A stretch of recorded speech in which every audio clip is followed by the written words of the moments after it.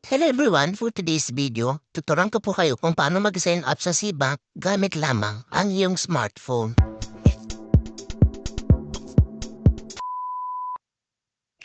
Buksan po natin ang ating Play Store or App Store at i-download po natin itong SeaBank PH.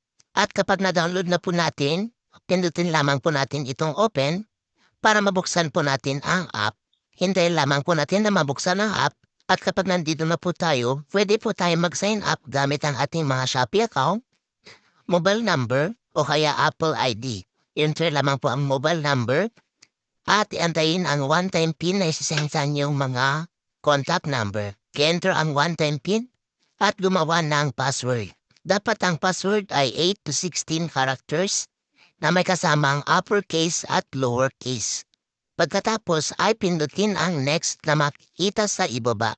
Pagkatapos po makagenerate ng iyong mga password, ay mapupunta naman ito sa susunod na facial verification.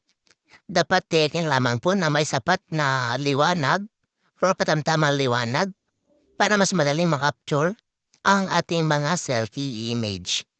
Sundin lamang po ang makikita po ninyo sa screen para mas madali po makapture ang ating mga mukha. Pinutin lamang po ang allow at itapat ang mukha sa screen. Sundin lamang po ang instruction na makikita po dyan hanggang sa magkaroon ng verification progress at check. Nandito po ang listahan ng iba't ibang valid IDs na pwede po natin gamitin. Pwede po natin gamitin ang national ID. Pwede rin po yung paper national ID o yung printable. Pwede rin ang UMID postal at saka driver's license. So gamitin lamang po ang actual na physical ID.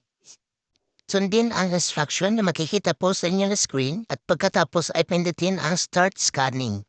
After po nito, kunin po ang iyong physical ID, tiyakin lamang po na nakalapat sa loob ng box at pindutin na po ang capture. Pagkatapos naman ng front, ay sunod naman po natin ang likod ng ating mga IDs. Once na mapicturean na, pindutin lamang po ang confirm na makikita po sa baba ng iyong mga screen. Subalit dito po, kailangan lamang po natin ang isang valid IDs at hindi kailangan na maraming valid IDs para i-upload. Pagkatapos ay i-double check ang mga information na nakalagay dito mula po sa inyong mga valid IDs na pinicturan. At kung okay na, pindutin po ang next na makikita po dito sa ibaba. Dito naman sa additional details, i-double check lamang po at i-enter ang inyong mga address, city of birth, occupation, at kung magkano ang iyong monthly salary or income at source of funds. Fill up lamang po yan at siguraduhin na ma-fill up lahat para mas madali po siya mag-proceed. After po ninyo mapilapan, pindutin lamang po ang next na makikita sa ibaba. Scroll up lamang po itong terms of service.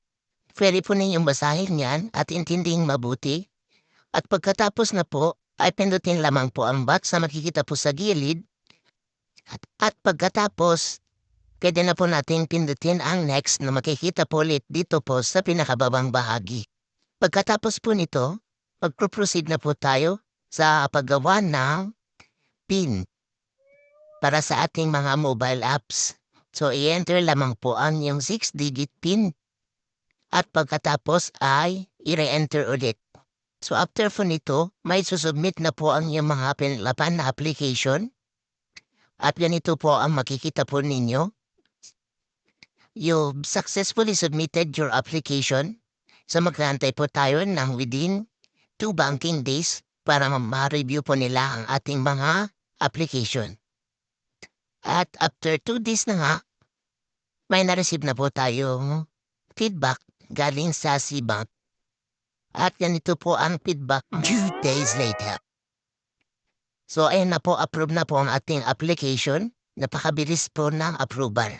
So ganyan lamang po ang mag-fill up sa ating mga SeaBank mobile apps.